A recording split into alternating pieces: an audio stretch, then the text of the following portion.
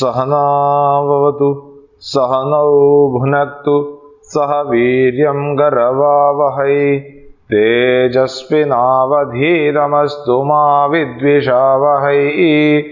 ओम शांति शांति शांतिः। हरि ओम श्री गुरुभ्यो नमः। हरि ओम। ओम समस्त जन कल्याणे निरतं करुणामयं नमामि चिन्मयं देवं सद्गुरुं ब्रह्मविद्वरम्। मूकं करोति वाचालं पंगुं लंघयते गिरिं यत्कृपातमहं वन्दे परमानन्दमाधवम् परमानन्दमाधवम्।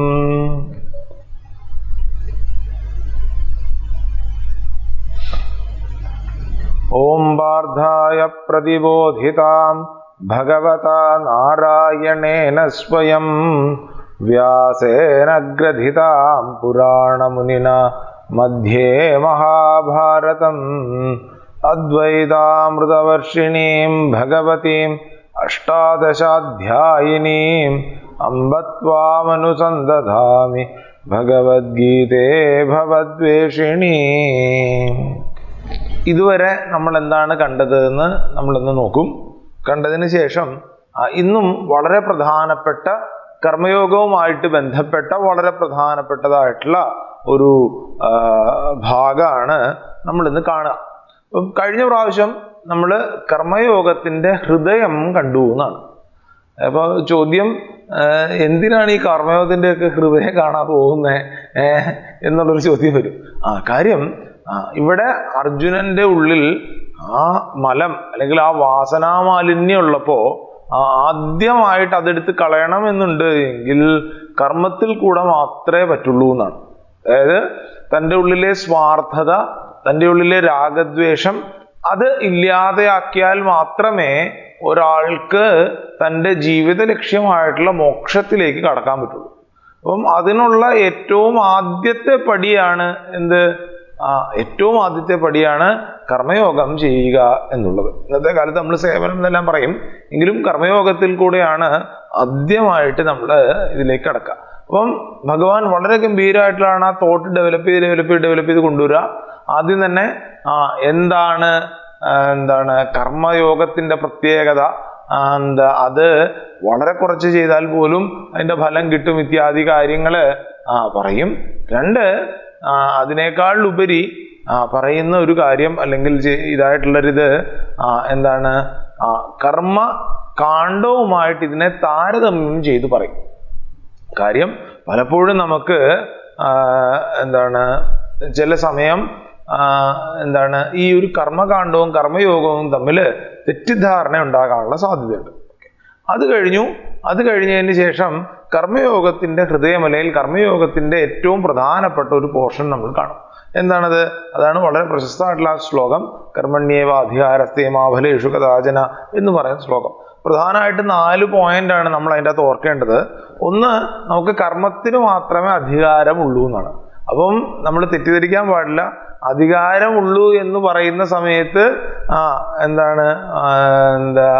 അതിൻ്റെ അർത്ഥം നമ്മൾ കർമ്മമാണ് ചെയ്യേണ്ടത്, അതിൻ്റെ മുകളിൽ മാത്രമേ നമുക്ക് പിടിയുള്ളൂ എന്നുള്ളത് ഓർക്കണം എന്നാണ് ആദ്യം മനസ്സിലാക്കേണ്ടത്. പിന്നെയോ നമ്മുടെ ശ്രദ്ധ കർമ്മത്തിലായിരിക്കണം എന്നാണ് മനസ്സിലാക്കേണ്ടത്. രണ്ട്, കർമ്മത്തിന്റെ ഫലത്തിൽ അധികാരമില്ല എന്ന് പറയുന്ന സമയത്ത് നമുക്ക് കൂലി കിട്ടില്ല പിന്നെ എന്നല്ല അതിൻ്റെ അർത്ഥം. മറിച്ച് നമ്മൾ എത്രയൊക്കെ നന്നായിട്ട് ചെയ്താലും ഇതിന് വേറെ ചില ഫാക്ടേഴ്സും കൂടി ഇൻവോൾവ് ആണ് കർമ്മഫലത്തിന്. ഓക്കെ. അപ്പം നമ്മൾ കർമ്മഫലത്തിൽ കൂടുതൽ ഫോക്കസ് ചെയ്ത് കഴിഞ്ഞാൽ ചില സമയത്ത് നിരാശയായിരിക്കാം ഫലം എന്നത് ഓർക്കണം എന്ന് കണ്ടു. പിന്നെയോ കർമ്മഫലത്തിൽ അതുകൊണ്ട് തന്നെ ശ്രദ്ധ വെച്ച് ചെയ്യരുത് എന്ന് കണ്ടു. ഓക്കെ. പിന്നെയോ അതോടൊപ്പം തന്നെ ഇങ്ങനെയൊക്കെ ആണേലും ഏറ്റവും പ്രധാനപ്പെട്ട കാര്യം കർമ്മം ചെയ്യാതിരിക്കരുത് എന്ന് കണ്ടു.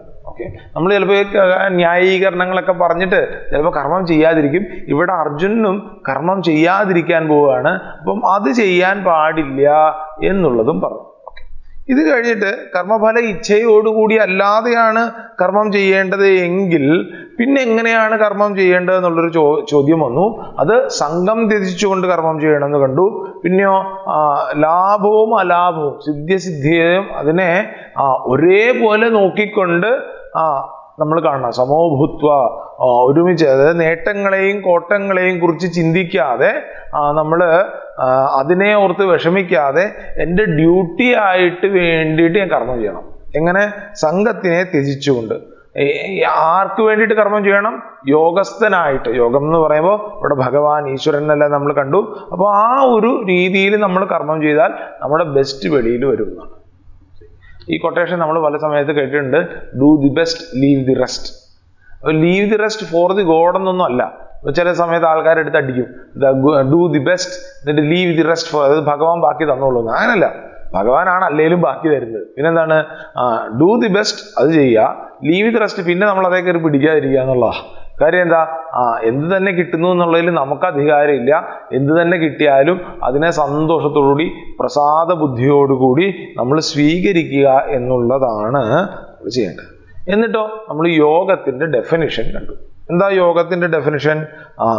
സമത്വം യോഗ ഉച്യതേ. അപ്പം സമം ബ്രഹ്മമാണെന്നും സമം ഈശ്വരനാണെന്നും സമം എന്ന് പറയുന്നത്, സമത്വം എന്ന് പറയുന്നത് ദ്വന്ദ്വങ്ങളിൽ നമ്മൾ ഇളകാതിരിക്കുന്നതാണ് എന്നല്ല നമ്മൾ കണ്ടു.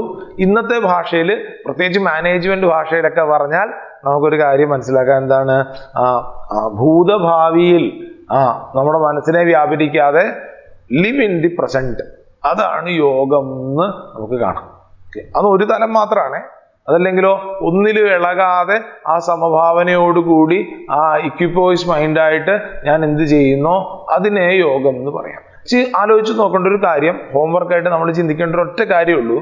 എനിക്ക് എപ്പോഴാണ് മനസ്സിളകാതെ ഒരു കാര്യം ചെയ്യാൻ പറ്റുക എന്നാണ്. മനസ്സിളകാതെ ഒരു കാര്യം ചെയ്യാൻ പറ്റുന്നത് എനിക്ക് ലാഭ ചിന്തയില്ലാതെ എൻ്റെ ഡ്യൂട്ടിയാണ്, ഞാനിതൊരു ഹയർ ആൾട്ടറിന് വേണ്ടിയിട്ട് സമർപ്പിച്ച് ചെയ്യുന്നു എന്ന് പറയുമ്പോൾ മാത്രമേ മനസ്സിളകാതെ ലിവ് ഇൻ ദി പ്രസന്റിൽ നമുക്ക് ചെയ്യാൻ പറ്റുള്ളൂ എന്നാണ്. അപ്പം ഇത് കർമ്മയോഗത്തിന്റെ ഒരു പ്രത്യേകതയാണ്. സമത്വം യോഗ ഉച്ചത. എന്നിട്ടോ കർമ്മയോഗം ചെയ്യാൻ വേണ്ടിയിട്ട് വീണ്ടും ഉത്സാഹിപ്പിക്കുകയാണ്. എന്താണത്? ഇത് ഇവിടാണ് നമ്മൾ ഇനി കാണേണ്ടതെന്ന് തോന്നുന്നു അല്ലെ? ഇതാണ് നമ്മൾ കാണേണ്ടത്. എന്താണ്?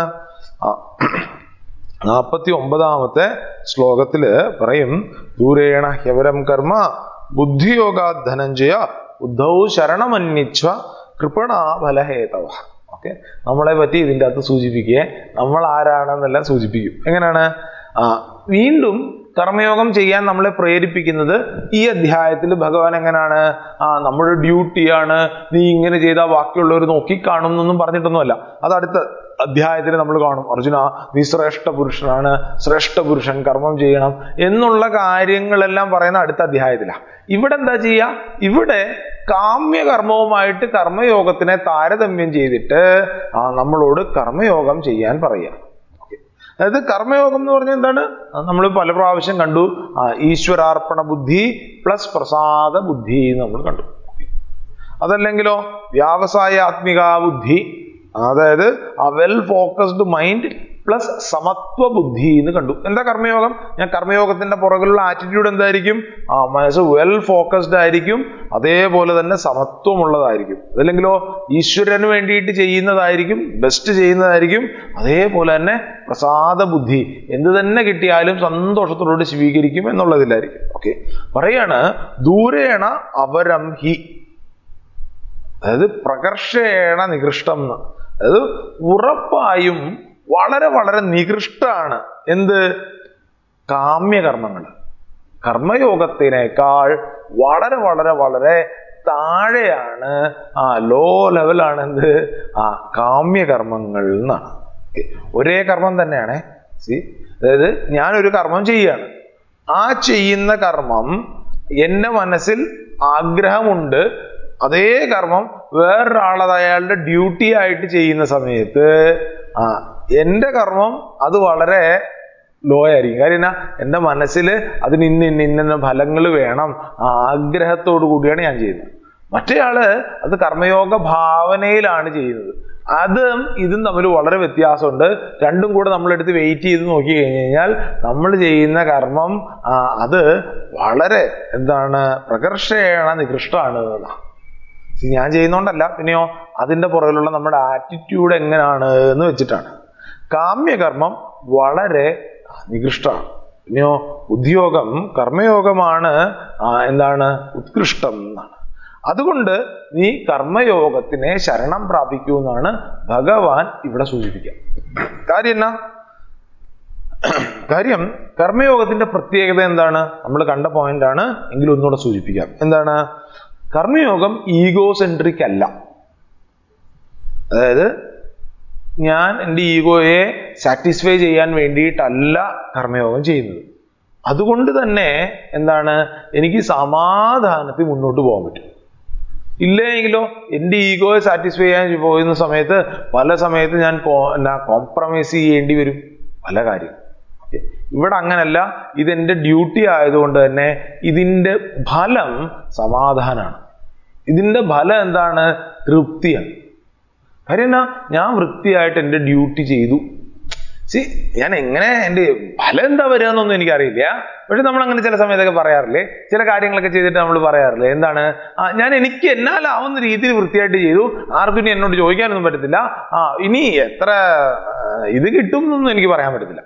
പക്ഷെ ചെയ്ത് കണക്കൊരു ഫീലിംഗ് ഉണ്ട്. കാര്യം എന്നാ, ഞാൻ നല്ല രീതിയിൽ പഠിച്ചതിന് ശേഷം നല്ല രീതിയിൽ ചോദ്യങ്ങളൊക്കെ നോക്കിയിട്ട് എഴുതാൻ പറ്റുന്ന രീതിയിൽ എഴുതിയിട്ടുണ്ട്, ഇനി ഭഗവാന്റെ കയ്യിലാണ്, വരുന്നിടത്ത് വെച്ച് കാണാമെന്ന്. മനസ്സിലായില്ലേ? ചില സമയത്ത് നമ്മളങ്ങനെ പറയാറുണ്ട്. നേരെ മറിച്ച് ഒന്ന് ആലോചിച്ച് നോക്കൂ, വളരെ ഈഗോസെൻട്രിക് ആയിട്ട് എനിക്കത് വേണം അത് വേണം എന്ന് പറഞ്ഞിട്ടാണ് ഒരാൾ പരീക്ഷ എഴുതിയെന്ന് വെച്ചോ. പരീക്ഷ കഴിഞ്ഞ് വെക്കേഷൻ കഴിഞ്ഞാലും അയാളുടെ ഉള്ളിൽ അതിങ്ങനെ കിടന്നുകൊണ്ടിരിക്കും. ഈശ്വര, എന്താകും ഫലം എന്നുള്ളൊരു ബുദ്ധിമുട്ട് വരും. കർമ്മയോഗത്തില് അതില്ല എന്നാണ്. രണ്ട് ബുദ്ധിയാണ്, അല്ലെങ്കിൽ വ്യവസായാത്മികയാണ്. അതായത് ഏകാഗ്രതയോടുകൂടിയാണ് കർമ്മം ചെയ്യുക. സ്വാഭാവികമായിട്ട് എന്തെങ്കിലും ഒരു കാര്യം നമ്മൾ ഏകാഗ്രതയോടുകൂടി ചെയ്യുന്ന സമയത്ത് അതിൻ്റെ ഫലവും മികച്ചതായിരിക്കും എന്നാണ്. പിന്നെയോ ഏറ്റവും പ്രധാനപ്പെട്ട കാര്യം, റിസൾട്ട് അല്ല കർമ്മയോഗത്തിന്റെ ഇൻസ്പിറേഷൻ, മറിച്ച് ഭഗവാനോടുള്ള പ്രേമമാണ്.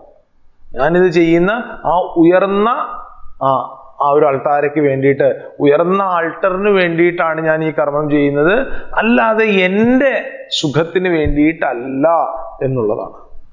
കാര്യം എന്താണെന്നറിയോ, ഞാനൊരു ഉയർന്നതിന് വേണ്ടിയിട്ട് ചെയ്യുന്ന സമയത്ത് ആ സ്നേഹം, ഉയർന്നതിനോടുള്ള സ്നേഹം, അത് സേവനമായി ലോകത്തിൽ പ്രകടിക്കും. ഞാൻ എനിക്ക് വേണ്ടി മാത്രം, ഞാനും എൻ്റെ ആള് 40 പേര് എന്ന് പറഞ്ഞിട്ടാണ് നിൽക്കുന്നതെങ്കിൽ അത് എൻ്റെ ഉള്ളിൽ ആ റിസൾട്ടിനെ ഒതുക്കും. നേരെ മറിച്ച് ഞാൻ ഉയർന്നതിന് വേണ്ടിയിട്ട് ചെയ്യുന്ന സമയത്ത് അത് സത്യത്തിൽ അത് ലോകത്തിലേക്ക് എൻ്റെ ഒരു ഇടപെടലായിട്ട് വരും. അത് ലോകത്തില് സേവയായിട്ട് ഭവിക്കും എന്നാണ്. അതുകൊണ്ടാണ് കർമ്മയോഗം നമ്മൾ പോലും അറിയാതെ ലോകസേവനമായിട്ട് വരുന്നത്. നമ്മൾ പോലും അറിയാതെ. ഇപ്പൊ ഗൃഹസ്ഥാശ്രമത്തിനെ പറ്റിയൊക്കെ പറയും. ഗൃഹസ്ഥാശ്രമത്തിൽ ഞാൻ എൻ്റെ കുടുംബത്തിന് വേണ്ടിയിട്ടാണ് പണിയെടുക്കുന്നത്. അതേ സമയം തന്നെ സമൂഹത്തിലോട്ട് എനിക്ക് ചില ഉത്തരവാദിത്തങ്ങളൊക്കെ ഉണ്ട്. അപ്പോൾ ഞാൻ അതിൻ്റെ ഉത്തരവാദിത്വമായിട്ട് ചെയ്യാണ്. പക്ഷെ ആക്ച്വലി നമ്മൾ പോലും അറിയാതെ നമ്മൾ സമൂഹത്തിലെ ഒരു പോസിറ്റീവ് കോൺട്രിബ്യൂട്ടർ ആയിട്ട് മാറും. എൻ്റെ ഉത്തരവാദിത്തമാണ് ഞാൻ ചെയ്യുന്നത്. 5 യജ്ഞങ്ങൾ ചെയ്യണം. ഭൂതയജ്ഞം, മനുഷ്യയജ്ഞം, ദേവയജ്ഞം, പിതൃയജ്ഞം, ബ്രഹ്മയജ്ഞം ഇത്യാദി കാര്യങ്ങളൊക്കെ ഒരു ഗൃഹസ്ഥൻ എന്നുള്ള രീതിയിൽ ചിലപ്പോൾ ഞാൻ ചെയ്യണം. അതെൻ്റെ ഡ്യൂട്ടിയാണ് ഞാൻ ചെയ്യുന്നത്. പക്ഷെ ഞാനത് ചെയ്യുമ്പോൾ ഞാൻ പോലും അറിയാതെ ഈ പറഞ്ഞ കണക്ക് ഞാൻ സമൂഹത്തിലേക്ക് കോൺട്രിബ്യൂട്ട് ചെയ്യണം. കർമ്മയോഗം ആ ഒരു തലത്തിൽ നമ്മൾ ഉയർത്തും. എന്താ ഈ പറഞ്ഞ 5 യജ്ഞങ്ങളൊക്കെ? അത് നമ്മൾ അടുത്ത അധ്യായത്തിൽ കാണും. ഇവിടെ കർമ്മം സ്വാർത്ഥ സന്തോഷത്തിനല്ലാത്തത് കൊണ്ട് നമുക്ക് ഒട്ടലും ഉണ്ടാവില്ല. നമ്മൾ നമ്മുടെ സന്തോഷത്തിന് വേണ്ടിയിട്ടല്ല കർമ്മം ചെയ്യുന്നത് എന്നുള്ളത് കൊണ്ട് ഈ ഒട്ടലും ഉണ്ടാവില്ല എന്നാണ്. ഇപ്പൊ കാമ്യകർമ്മം ത്യജിച്ച് അഹങ്കാരം ത്യജിച്ച് അവനവന്റെ കർത്തവ്യകർമ്മം ചെയ്യുമ്പോൾ, ഈശ്വരൻ മാത്രം പ്രചോദനമായി ചെയ്യുമ്പോൾ സ്വാഭാവികമായിട്ടും ഇക്വാനിമിറ്റി, ആ ശമം, ശാന്തത, ഈ മനോദാഠ്യം ഇതൊക്കെ വരും. എന്താ പറഞ്ഞു ഒന്നുകൂടെ പറഞ്ഞേ. നമ്മൾ നേരത്തെ കണ്ട കർമ്മയോഗത്തിന്റെ ആ പ്രൊസീജിയേഴ്സ് ഇല്ലേ, അതിൽ കൂടെ നമ്മൾ കടന്നു പോകുമ്പോൾ സ്വാഭാവികമായിട്ടും മനസ്സിന് ഒരു ശാന്തത ഉണ്ടാവും. ചില ആൾക്കാർ പറഞ്ഞു കേട്ടിട്ടില്ലേ, എനിക്ക് ഈ പറഞ്ഞ പോലെ എന്താണ്, വേറൊരാള് നന്നാവുന്നത് കാണുമ്പോൾ മനസ്സിനൊരു വിഷമമാണ് എന്ന് അങ്ങനെയൊക്കെ പറയും. മനസ്സിലൊരു കല്ലെടുത്ത് വെച്ചത് കണക്കത്തെ ഫീലിംഗ് ആണെന്നെല്ലാം ചില ആൾക്കാർ പറയും. കാര്യം എന്നാ, അവര് വേറെ ആരെയെ പറ്റിയും ചിന്തിക്കുന്നില്ല. അവരിലേക്ക് അത്രയ്ക്ക് ആ അഹങ്കാരം മമാകാരം ഉള്ള ആൾക്കാരാണ്. നേരെ മറിച്ച് ഞാനൊരു കർമ്മയോഗിയാണെങ്കിൽ ഒരിക്കൽ പോലും ഈ ഒരു ചിന്ത വരില്ല. കാര്യം വേറൊരാളെ എന്ത് ചെയ്യും, നമ്മൾ ആരോട് പണിയെടുക്കുകയാണെങ്കിലും ആരോട് ഇടപെടുകയാണെങ്കിലും അതൊക്കെ എൻ്റെ ഡ്യൂട്ടിയാണെന്ന് കണ്ടിട്ട്, ഞാൻ ഭഗവാന് വേണ്ടിയിട്ട് കർമ്മം ചെയ്യുകയാണ് എന്ന് കണ്ടിട്ട് ആരെയും എൻ്റെ കൂടെ ചേർക്കാനുള്ള ഒരു മനോഭാവത്തിലേക്ക് നമ്മൾ ഉയരും. നമ്മളോട് ആരെങ്കിലും പറയാണ്, നിങ്ങൾ ഇത്ര ഗീതയൊക്കെ പഠിക്കാൻ പോകുന്നുണ്ട്, അല്ലെങ്കിൽ ചിലപ്പോൾ എൻ്റെ ഇടയ്ക്ക് ആൾക്കാർ വന്ന് ചോദിക്കും, ഞാനും പലതവണ ചോദിച്ചിട്ടുണ്ട്, എന്താണെന്നറിയോ, നമ്മൾ സ്പിരിച്വലി ഉയർന്നിട്ടുണ്ടോ എന്ന്. നമ്മൾ കുറേ നാളായിട്ട് പ്രാർത്ഥിക്കാറുണ്ട്, പൂജ ചെയ്യാറുണ്ട്, ജപം ചെയ്യാറുണ്ട്, ശാസ്ത്രം പഠിക്കാറുണ്ട്, ഇതൊക്കെ നമ്മൾ ചെയ്യാറുണ്ട് ഇല്ലേ? ആ സമയത്ത് നമുക്ക് തന്നെ തോന്നും നമ്മൾ എവിടം വരെ എത്തിയെന്നേ. ഇത് നോക്കാനുള്ളൊരു ഗംഭീര മാർഗമാണിത്. എന്താ എന്ന് പറഞ്ഞ് വേറെ ആൾക്കാരെ നമുക്ക് ഇത് നോക്കാൻ പറ്റത്തില്ല. ഇത് മറ്റേ കൊറോണയുടെ സെൽഫ് ടെസ്റ്റിംഗ് കിറ്റില്ലേ, അതേ കണക്കത്തെ ഒരു സാധനമാണ്. എന്താണിത്? അതായത് സ്പിരിച്വൽ ഗ്രോത്ത് ചെക്ക് ചെയ്യണമെങ്കിൽ ഒരൊറ്റ കാര്യം നമ്മൾ നോക്കിയാൽ മതി. അതായത് നമുക്ക് ഈ ഇക്വാനിമിറ്റി, ഈ ഇളക്കമില്ലായ്മ വന്നിട്ടുണ്ടോ എന്ന്. എന്താ പറഞ്ഞേ? അതായത് എനിക്ക് ചെറിയ ചെറിയ കാര്യങ്ങളിൽ ഞാൻ ഇറിറ്റേറ്റഡ് ആവുന്നുണ്ടോ, അതോ എന്ത് തന്നെ വന്നാലും എനിക്ക് സമാധാനത്തോടു കൂടി അതിനെ നോക്കി കാണാൻ പറ്റുമോ എന്നുള്ളത്, അത് വേറെ ആർക്കും പറഞ്ഞു തരാൻ പറ്റത്തില്ലേ, എനിക്ക് മാത്രമേ എന്നെ നോക്കാൻ പറ്റത്തുള്ളൂ. അങ്ങനെ പറ്റുന്നുണ്ടോ എന്നത് നമ്മൾ ചെക്ക് ചെയ്താൽ നമുക്കറിയാൻ പറ്റും സ്പിരിച്വലി നമ്മൾ എത്രത്തോളം ഉയർന്നിട്ടുണ്ട്. എല്ലാ ദിവസവും രാവിലെ ഇരുന്ന് നോക്കാനല്ല പറയുന്നത്, പക്ഷെ നമുക്ക് തന്നെ അറിയാൻ പറ്റും. പെട്ടെന്ന് നമ്മുടെ കൂട് നഷ്ടമാകുക, പെട്ടെന്ന് നമ്മൾ ദേഷ്യപ്പെടുക, പെട്ടെന്ന് നമുക്ക് സങ്കടം വരിക, പെട്ടെന്ന് നമുക്ക് ഒരാളോട് അസൂയ, കുശുമ്പ് ഇത്യാദി കാര്യങ്ങൾ വരിക, പെട്ടെന്ന് നമ്മൾ ടെൻഷനാകുക. അയ്യോ, അത് മനസ്സിന്റെ പ്രശ്നമല്ലേ? അതെ, മനസ്സിന്റെ പ്രശ്നമാണ്. പക്ഷെ ഞാൻ എൻ്റെ ഡ്യൂട്ടിയിൽ നിന്ന് മാറുന്ന സമയത്ത്, ഞാൻ ഓരോ കാര്യത്തിലും ഫലത്തിലേക്ക് എൻ്റെ ഫോക്കസ് വരുന്ന സമയത്ത് ഈ പറഞ്ഞ കാര്യങ്ങളൊക്കെ വരും. ഞാൻ സ്പിരിച്വലി ഉയർന്നിട്ടുണ്ടോ എന്ന് നോക്കാൻ ഏറ്റവും ഗംഭീരമായിട്ടുള്ളൊരു മാർഗം, ഞാൻ എത്രത്തോളം ഇളക്കമില്ലാതെ എനിക്ക് നിൽക്കാൻ പറ്റുന്നു എന്നുള്ളതാണ്. തമസല്ലേ? തമസാണെങ്കിൽ ഉറക്കമായിരിക്കും. അങ്ങനല്ല, ഞാൻ എല്ലാ കാര്യവും ചെയ്യുന്നത് ഏറ്റവും സമാധാനത്തോടു കൂടിയാണ് എന്നുള്ള ആ ഒരു തലത്തിലേക്ക് നമുക്ക് നോക്കാൻ പറ്റുകയാണെങ്കിൽ ശരി.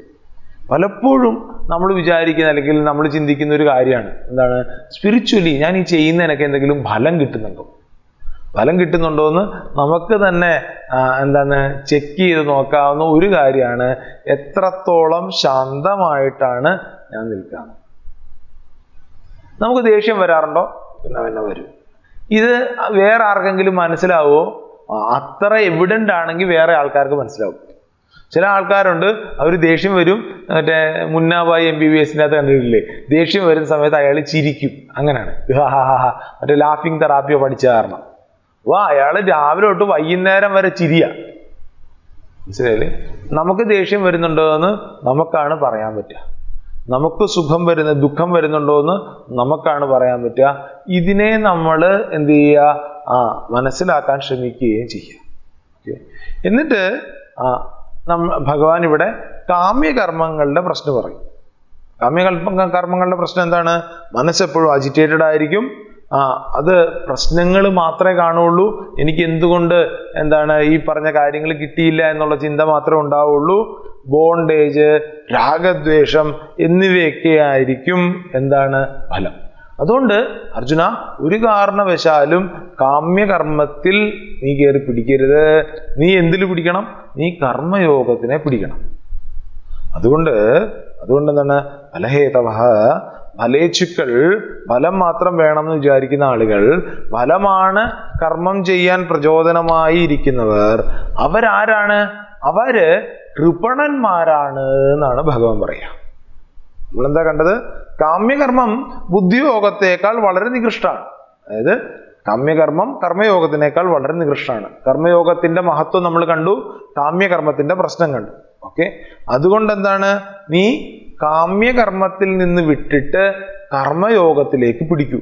കാര്യം ഈ കാമ്യകർമ്മം ചെയ്യുന്ന ആളുകൾ കൃപണന്മാരാണ് എന്നാണ്. അപ്പൊ നമ്മൾ ഇനി ആലോചിക്കണം, നമ്മൾ ഓരോരുത്തരും കൃപണന്മാരാണോ എന്ന്. അതെന്താ കൃപണൻ? നല്ല പേരാണല്ലോ, കൃപൺ കുമാർ, അങ്ങനെയൊക്കെ പേരിടാണ്. ഇല്ല, എന്താ കൃപണൻ എന്ന് പറഞ്ഞു കഴിഞ്ഞാൽ? കൃപണൻ എന്ന് പറഞ്ഞാൽ ഒന്ന് കൃപാം അർഹതി ഇതി, അതായത് കൃപ അർഹിക്കുന്ന ആളുകൾ. കൃപ അർഹിക്കുന്ന ആളുകൾ നമ്മൾ പച്ച മലയാളത്തിൽ പറയാം സ്വാമി, ഈ സംസ്കൃതമൊക്കെ മാറ്റിയിട്ട് തെണ്ടികള്. ഇതാണ് ഈ ഭിക്ഷ എടുക്കുന്ന സ്വാമിമാരെ ബ്രഹ്മചാരിയെ പറ്റിയോ അങ്ങനത്തെ ആൾക്കാരല്ല. ഏറ്റവും കൃപ അർഹിക്കുന്ന ആൾക്കാർ ആരാണ്? ഒന്നും ഇല്ലാതെ ഏത് സമയവും തെണ്ടി നടക്കുന്ന ആൾക്കാരില്ലേ, നമ്മൾ തെണ്ടികൾ എന്ന് പറയുന്ന ആളുകൾ. അവര് കൃപ അർഹിക്കുന്ന ആളുകളാണ്, തുച്ഛന്മാരാണ്. ഓക്കെ, എന്തുകൊണ്ടാണ് കൃപണൻ എന്ന് വിളിക്കുക, അല്ലെങ്കിൽ എന്തുകൊണ്ടാണ് അവര് കൃപ അർഹിക്കുക?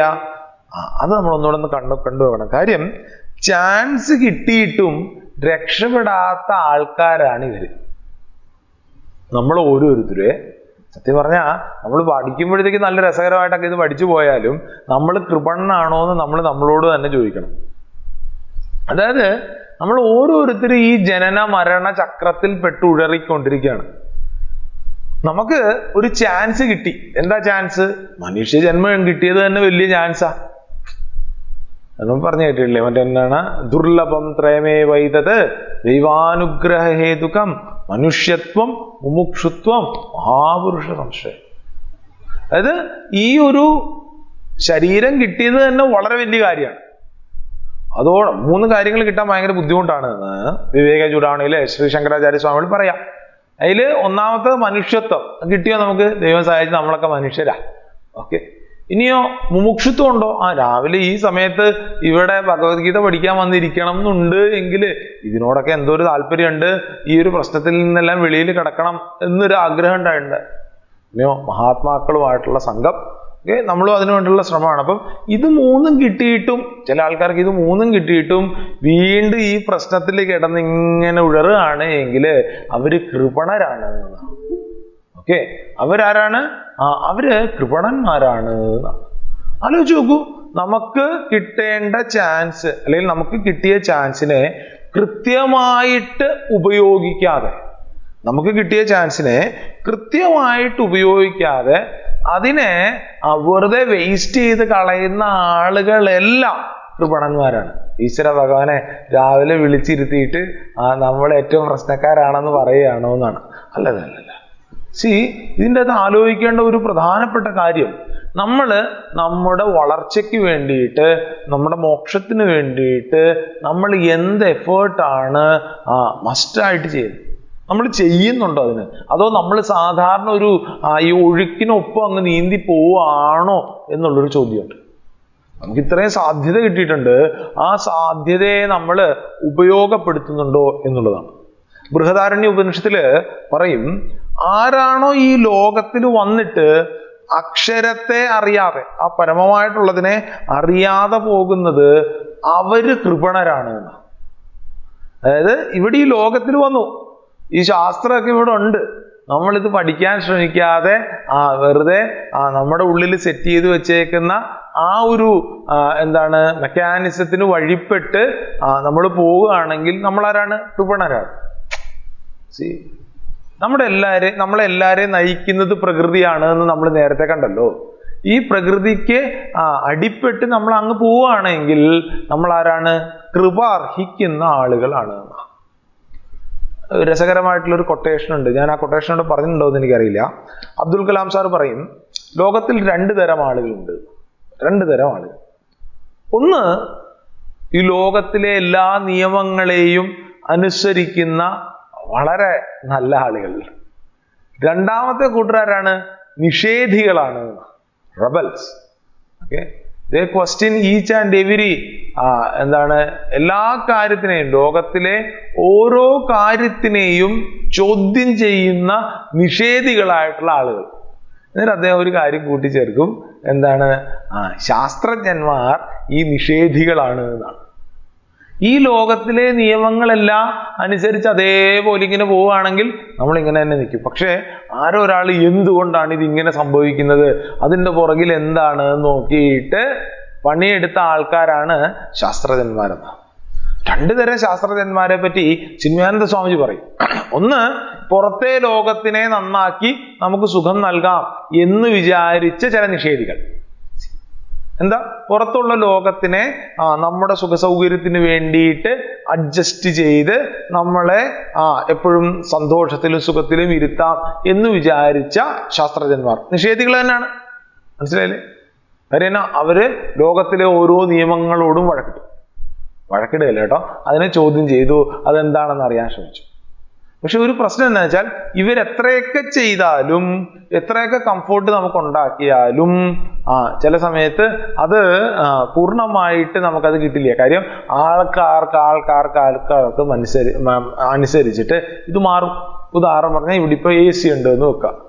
രാവിലെ ഈ AC ഇടുന്നതാണ് ഒരാൾക്ക് താല്പര്യം, വേറൊരാൾക്ക് അയ്യോ AC തൊട്ടാ അപ്പം ചുമ വരും, എന്ത് ചെയ്യും?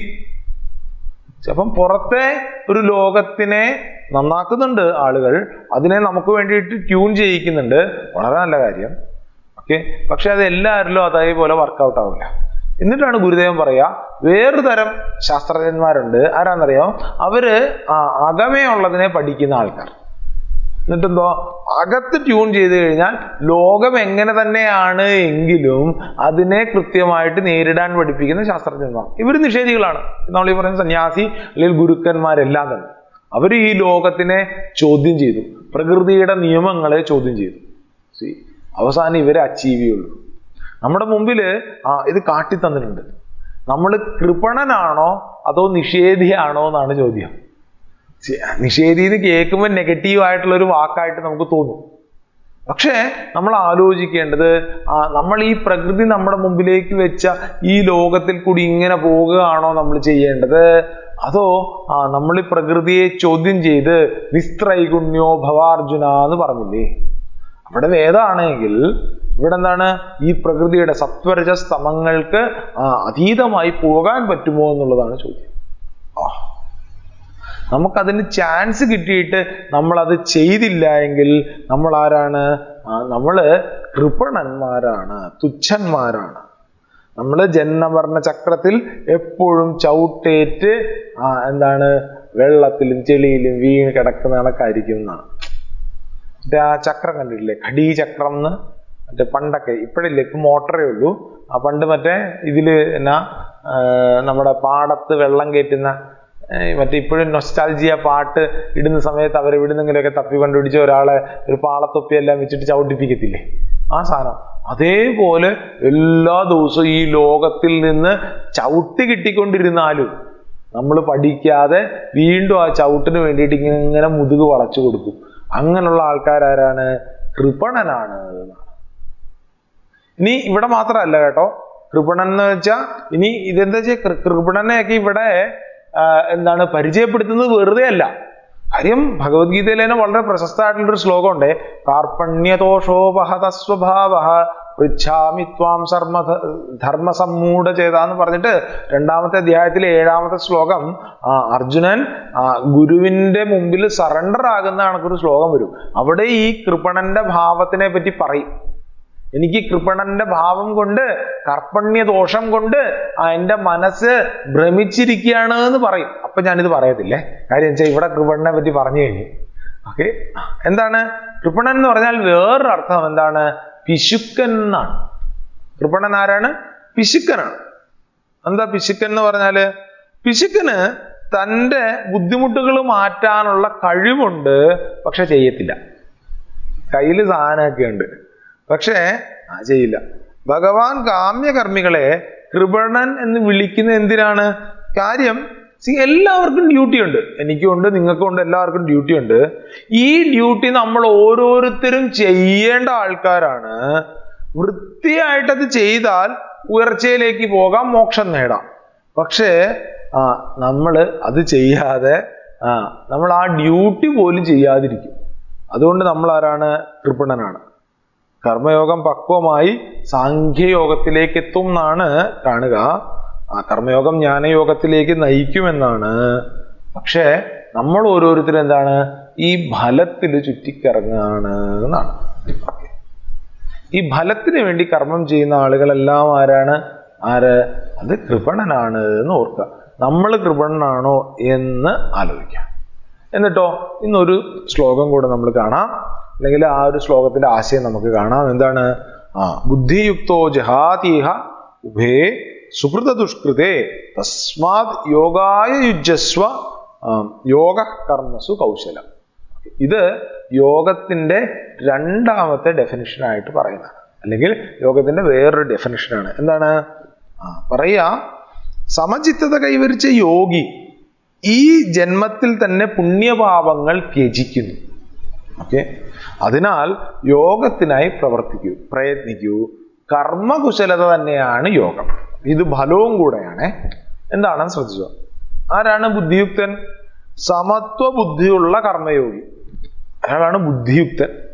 കർമ്മം ചെയ്യുമ്പോഴും വിട്ടു നിൽക്കാൻ കഴിയുന്ന ആള്, ഫലത്തിന്റെ ഇച്ഛയിൽ നിന്ന് വിട്ടു നിൽക്കാൻ കഴിയുന്നുള്ളതാണ് ബുദ്ധിയുള്ള ആള്. മനസ്സിലായില്ലേ?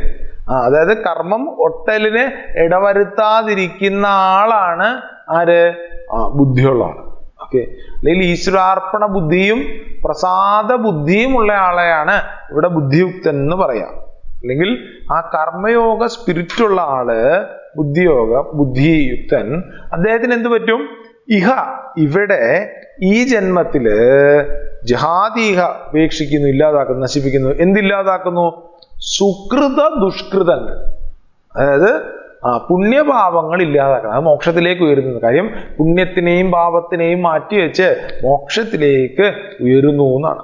അയാൾ കർമ്മം ചെയ്യുക പാപത്തെ ഇല്ലാതാക്കാനോ പുണ്യത്തിനെ നേടാനോ അല്ല, പിന്നെയോ വാസനകളെ ഇല്ലാതാക്കും.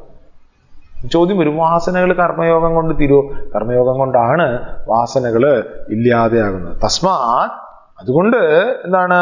യോഗായ യുജ്യസ്വ. അതുകൊണ്ട് കർമ്മയോഗ അനുഷ്ഠാനത്തിന് നീ തയ്യാറാവൂ. അപ്പൊ ചോദിക്കും, എന്താ ഈ യോഗം? ഒരു തലത്തിൽ പറയാണ്, കർമ്മസു കൗശലം യോഗം ഭവതി.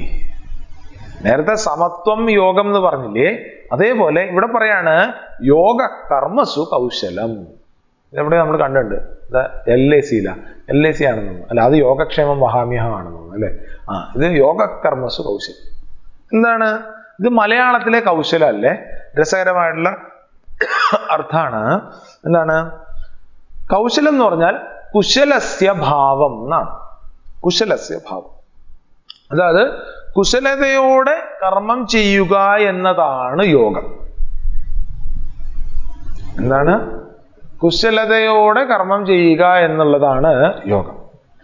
അപ്പം യോഗ കർമ്മസു കൗശലം എന്ന് പറയുന്നത് കുശലതയോടുകൂടി കർമ്മം ചെയ്യുക. ഇതിനെ നമുക്ക് പല രീതിയിൽ കാണാം. കാര്യം ഇത് നമ്മളെ മോക്ഷത്തിലേക്ക് നയിക്കും എന്നാണ്.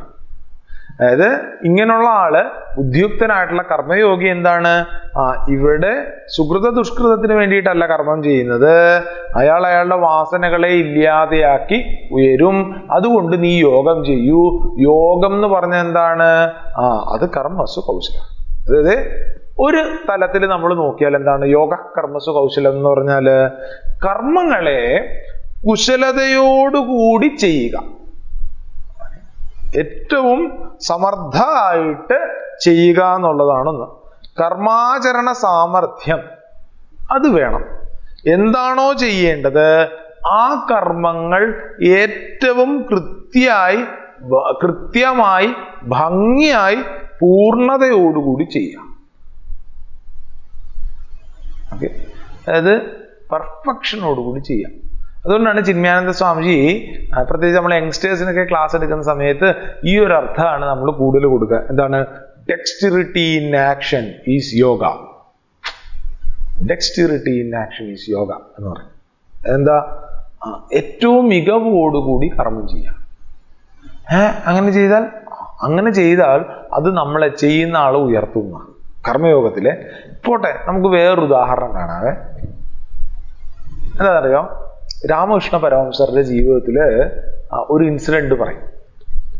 അതായത് അദ്ദേഹം മഹാത്മാവാണ്, കർമ്മയോഗി എന്നല്ല, മഹാത്മാവാണ്. അപ്പൊ ആ മഹാത്മാവിന്റെ കർമ്മത്തിനെ പറ്റിയാണ് ഈ പറയുന്നത്. അദ്ദേഹം ഒരു മുണ്ട് മടക്കുന്നത്, അതായത് നേരിയതില്ലേ, ഈ തോളത്തിടുന്ന നേരിയത്, അത് മടക്കുന്നത് കണ്ടിട്ട്, ആ ഒരു പെർഫെക്ഷൻ കണ്ടിട്ട് അവിടെ ഇരുന്ന ഒരാള് സമാധിയിലേക്ക് പോയി എന്നാ. മനസ്സിലായില്ലേ? നമ്മളൊക്കെ മുണ്ട് മടക്കുന്ന കാണുമ്പോഴേ ആൾക്കാരുടെ കൺട്രോളാ പോകും. കാര്യം ഇങ്ങനെ കടിച്ചു പിടിച്ച് ഇങ്ങനെ പിടിച്ചൊക്കെ ആയിരിക്കും. എന്നിട്ട് തെക്കണ എന്ന് പറഞ്ഞിട്ടായിരിക്കും നമ്മളൊക്കെ ഓരോ സാധനം മടക്കുക. ഇതങ്ങനെയല്ല. അദ്ദേഹം ചെയ്യുന്ന ആ ഒരു കാര്യത്തിലെ പൂർണ്ണത കണ്ടിട്ട് മനസ്സ് ഹയറുമായിട്ട് കണക്റ്റായി. അങ്ങനെ ഒരു പ്രത്യേകതയുണ്ട് മനസ്സിനെ. എന്താ? ഒരു പ്രശ്നമോ പ്രത്യേകത എന്താ വെച്ചാൽ മനസ്സ് ശാന്തമായാൽ നമുക്ക് ഉറക്കം വരും. അതൊരു കാര്യം. അതേപോലെ തന്നെ ഒരു കാര്യമുണ്ട്, മഹത്തായിട്ടുള്ളത്, ബ്രില്യൻ്റ് ആയിട്ടുള്ള ഒരു കാര്യത്തിനെ കാണുന്ന സമയത്ത് നമ്മുടെ മനസ്സ് പെട്ടെന്ന് ശാന്തമായിട്ട് ടക്ക് എന്ന് പറഞ്ഞ് ബ്ലാങ്ക് ആവും. നല്ല രീതിയിൽ ബ്ലാങ്ക് ആവും. നമ്മളൊരു കടപ്പുറത്ത് പോയി നിന്ന് കഴിഞ്ഞാൽ ഒരു മെഡിറ്റേഷൻ നമ്മൾ ചെയ്യേണ്ട കാര്യമില്ല.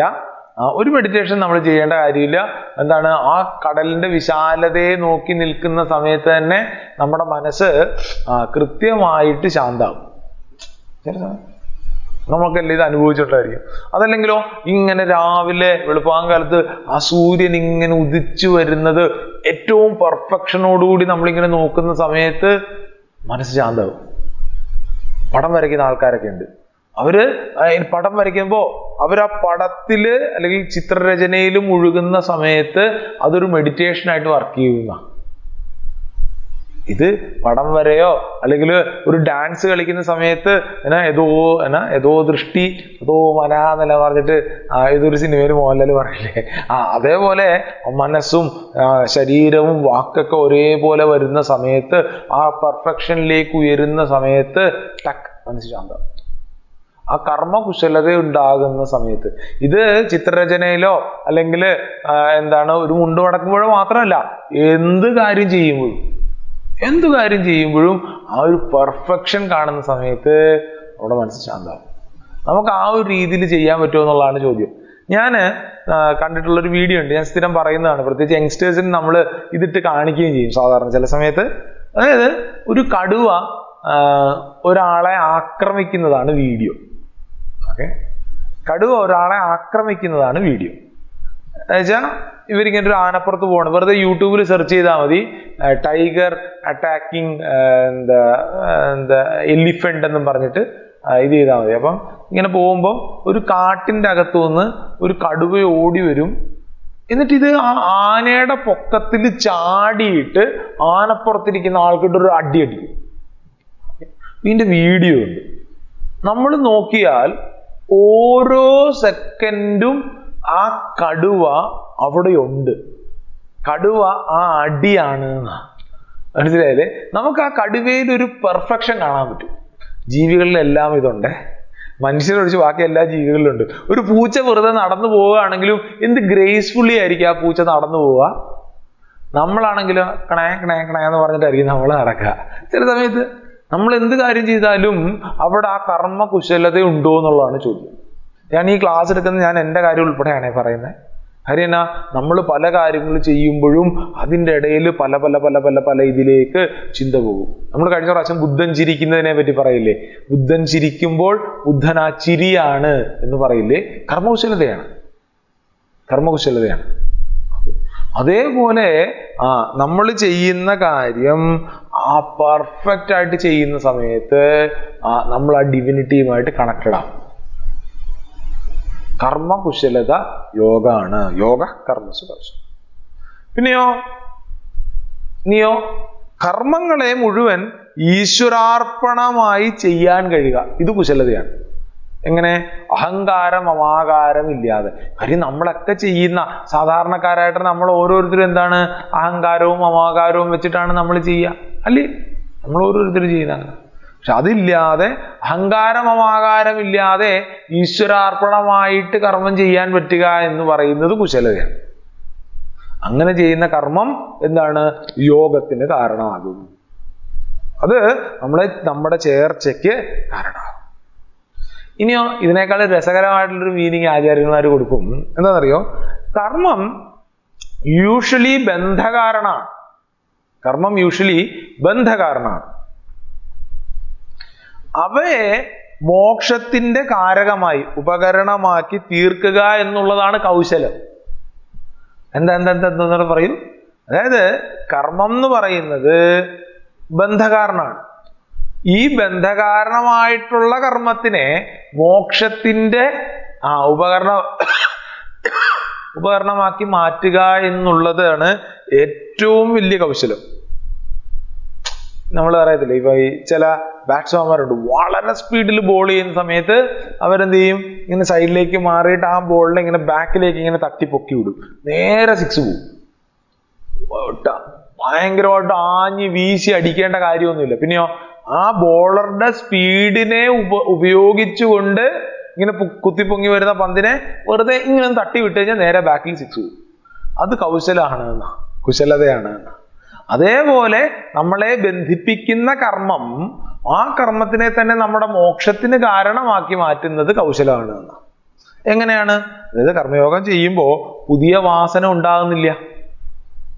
ഓക്കെ, പഴയ വാസനകൾ ഇല്ലാതായി പോവുകയും ചെയ്യുന്നു. തദ്ഫലമായി ചിത്തശുദ്ധി ഉണ്ടാവുകയും ചെയ്യുന്നു.